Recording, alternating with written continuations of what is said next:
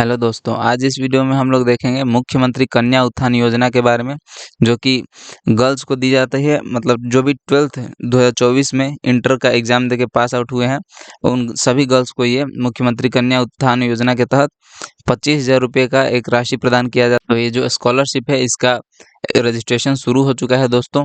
ये मुख्यमंत्री बालिका माध्यमिक +2 प्रोत्साहन योजना 2024 के अंतर्गत आपको किस प्रकार से रजिस्ट्रेशन करना है, स्टेप बाय स्टेप मैं आपको लाइव करके दिखाऊंगा। कोई भी मतलब गर्ल्स हैं जो जिन्होंने 12th का एग्ज़ाम 2024 में दिया हुआ है और पास किया हुआ है, तो उन सभी को यहाँ पे 25,000 रुपये का एक कन्या उत्थान योजना के तहत मतलब राशि प्रदान की जाती है। ठीक है, तो इसका किस प्रकार से गाइडलाइंस क्या है और कौन-कौन लोग भर सकते हैं, तो ये सारी चीज़ें मैं आपको बताऊंगा इस वीडियो में। यहाँ पे देखिए नोटिफिकेशन में थोड़ा सा दिया हुआ है कि प्रोत्साहन मेधावृत्ति छात्रवृत्ति योजना 2024 की राशि प्राप्त करने हेतु ई कल्याण पोर्टल के माध्यम से पंजीकरण करें। ठीक है, और इसका जो है से www.medhasoft.bis.nic.in, ठीक है, इस वेबसाइट का लिंक आपको डिस्क्रिप्शन में दे दिया गया है। इस पर क्लिक कीजिएगा तो आप डायरेक्ट इस पेज पे आ जाएगा। ठीक है, और यहाँ पे आप फॉर्म यहाँ पे फिलअप कर सकते हैं रजिस्ट्रेशन के लिए। और एक बात यहाँ लिखा हुआ है कि 15/4/2024 से 15/5/2024 तक, बस मतलब 1 महीने का समय है दोस्तों। इसमें आपको रजिस्ट्रेशन करना होगा। जो भी गर्ल्स हैं इंटर का, जो जिन्होंने एग्ज़ाम दे रखा है 2024 में, उन्हें 15/5 मतलब 15 मई तक आप इसका लास्ट डेट है, तो तब तक आप इसका ज़रूर रजिस्ट्रेशन कर लें। और जितना जल्दी कीजिएगा उतना ही मतलब फर्स्ट फिलअप रहता है और उसको पहले मिलता है। जो पहले भरता है उसको पहले राशि अलॉट किया जाता है। ठीक है, उस प्रकार से होता है। और फिर नीचे यहाँ पे देखिएगा इंपॉर्टेंट गाइडलाइंस दिया हुआ है, इस पर क्लिक कीजिएगा तो आप गाइडलाइंस मतलब पढ़ सकते हैं। यहाँ पे किसी भी योजना है तो आपका आधार बैंक खाता से सीडेड डीबीटी के लिए नहीं है, तो कृपया अपना आधार बैंक खाता सीड करा लें। ठीक है, इसका दोस्तों आपको अपना बैंक अकाउंट जो है से आधार से सीडेड करवाना होता है। बैंक मतलब बैंक में आप जाके बोलिएगा कि आधार सीडेड कराना है मेरे अकाउंट को, तो उस प्रकार से वहाँ मैं आपको इस अलग से एक वीडियो में इसका प्रोसेस पूरा बता दूंगा कैसे करना है। अगर आप अपने बैंक ब्रांच में जाते हैं तो वहाँ पे भी वो लोग बता देते हैं अच्छे तरीके से कैसे करना होता है।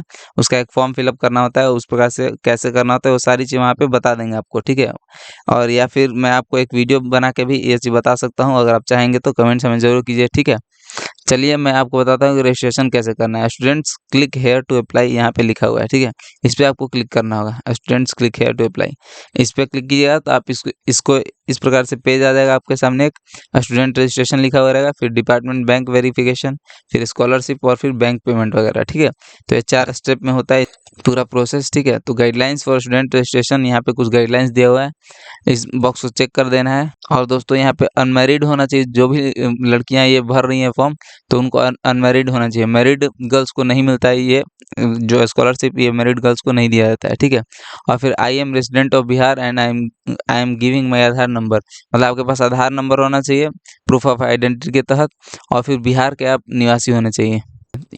ठीक है, इस प्रकार से तीनों बॉक्स को चेक करके आप यहाँ से कंटिन्यू पे क्लिक करना है। कंटिन्यू पे जब क्लिक कीजिएगा दोस्तों, तो स्टूडेंट रजिस्ट्रेशन डिटेल यहाँ पे फिल करना होगा आपको। 12th क्लास का यहाँ पे डिटेल आपको फिल करना होगा, इंटर का। ठीक है, तो सबसे पहले डिस्ट्रिक्ट यहाँ पे सेलेक्ट कर लीजिए, जिस भी डिस्ट्रिक्ट से आपने इंटर पास किया हुआ है वो सेलेक्ट कर लीजिए। फिर रजिस्ट्रेशन नंबर डाल दीजिए यहाँ पे, जो कि आपके एडमिट कार्ड और फिर मार्कशीट पे होगा।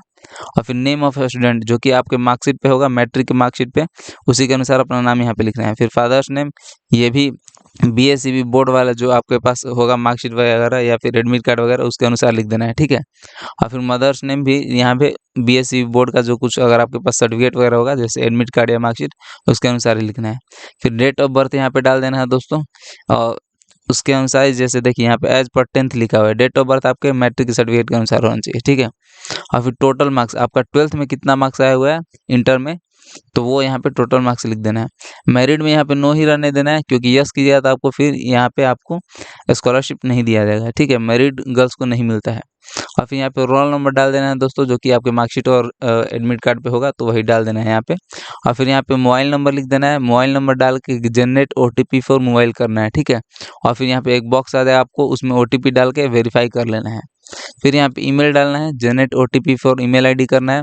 फिर यहाँ पे एक बॉक्स आ जाएगा, उसमें ईमेल पे जो कि ओटीपी गया होगा, उसको वहाँ पे फिल करके वेरीफाई कर लेना है। फिर उसके बाद प्रीव्यू पे क्लिक करेंगे दोस्तों हम लोग।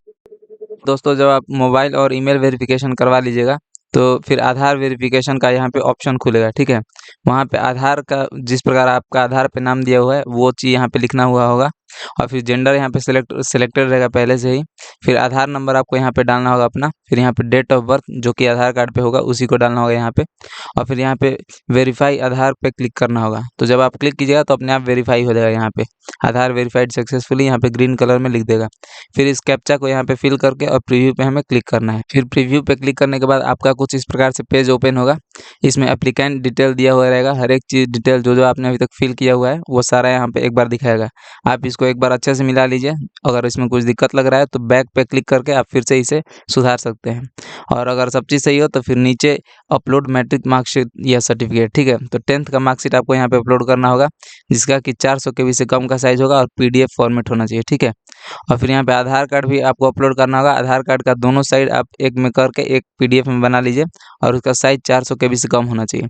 दोनों चीज़ यहाँ पे चूज़ फाइल पे क्लिक कर करके अपलोड कर दीजिए। उसके बाद रजिस्टर है पे क्लिक करना है। अगर आपको कुछ दिक्कत लग रहा हो तो बैक पे क्लिक करके आप उसे सुधार सकते हैं, ठीक है। रजिस्टर है पे क्लिक करने के बाद दोस्तों नेक्स्ट पेज में आपका यहाँ पे लिखा हुआ रहेगा रजिस्ट्रेशन सक्सेसफुल, ठीक है। तो ये आपका रजिस्ट्रेशन अब सक्सेसफुल हो चुका है। यहाँ पे दोस्तों कुछ इंपॉर्टेंट बातें दी हुई हैं। यहाँ पे देखिए, आपका आवेदन पूरा नहीं हुआ है, कृपया विभागीय सत्यापन की प्रतीक्षा करें। मतलब आपने जो अभी रजिस्ट्रेशन किया है ये आपका कंप्लीट अभी प्रोसेस नहीं हुआ है। ये पहले वो लोग जो डिपार्टमेंट के लोग हैं वो पहले वेरिफिकेशन करेंगे। उसके बाद आपके जो ईमेल और मोबाइल नंबर जो आपने यहाँ पे दिया हुआ है उसी पे आपका पासवर्ड और ID भेज दिया जाएगा, ठीक है। ईमेल ID और मोबाइल नंबर पर उपयोगकर्ता यूज़र ID एवं पासवर्ड दिए जाएंगे और आपका मतलब ईमेल ID और मोबाइल नंबर पर भेज दिया जाएगा मैसेज ग्रुप में, ठीक है। आपका एक ID भेज दिया जाएगा, यूज़र ID देखिए यहाँ पे लिखा हुआ है, और फिर पासवर्ड। और आप मतलब इस वेबसाइट पे आप अपने फ़ोन नंबर से लॉगिन करके भी इसे ले सकते हैं कुछ दिन बाद, जब ये लोग अपने से इसको वेरिफिकेशन कर लेंगे, ठीक है। फिर एक बात यहाँ पे लिखा हुआ है कि ये पूरा जो प्रक्रिया है, प्रोसेस है, ये बैंक के सत्यापन के पश्चात ही पूरा होगा। जैसे बैंक एक बार आपका मिला लेगा कि आपका बैंक अकाउंट सही है कि नहीं, तो उसके बाद ही आपका जो है से ये कंप्लीट प्रोसेस माना जाएगा। उसके बाद ही आपका पैसा भेजा जाएगा। और फिर एक और बात दिया हुआ है कि आप अपने बैंक अकाउंट नंबर का सत्यापन खुद से भी कर लेना, मतलब सही से देना है। आप जब आपके मोबाइल या ईमेल पे आपका यूज़र ID और पासवर्ड भेज दिया जाएगा तो उसके 7 दिन के अंदर अंदर आप एक बार इसमें लॉगिन करके और अपने बैंक अकाउंट नंबर वगैरह का मतलब एक बार वेरिफिकेशन कर लीजिए, अच्छे से देख वगैरह लीजिए। क्योंकि दूसरे के अकाउंट में अगर पैसा चला जाएगा तो फिर आपका वो रिस्पॉन्सिबिलिटी होगा, वो लोग कुछ रिस्पॉन्सिबिलिटी नहीं लेंगे, ठीक है। तो ये चीज़ ध्यान रखना है। तो ये 3 बातों का ध्यान रखना है। और फिर नीचे आइएगा जब आपका, तो पूरा इन्फॉर्मेशन आपका दिया हुआ रहेगा यहाँ पे डिस्क्रिप्शन टाइप में, मतलब नेम, डेट ऑफ बर्थ और फिर फादर्स नेम, हर एक चीज़ यहाँ पे दिया हुआ रहेगा। आप एक बार अच्छे से फिर से इसको मिला लीजिए और फिर यहाँ पे इसको प्रिंट करना चाहते हैं तो कर लीजिए, प्रिंट करके रख लीजिए एक ठो, और फिर क्लिक हेयर टू कंटिन्यू पे फिर क्लिक करना है। पहले प्रिंट कर लेना है, ठीक है।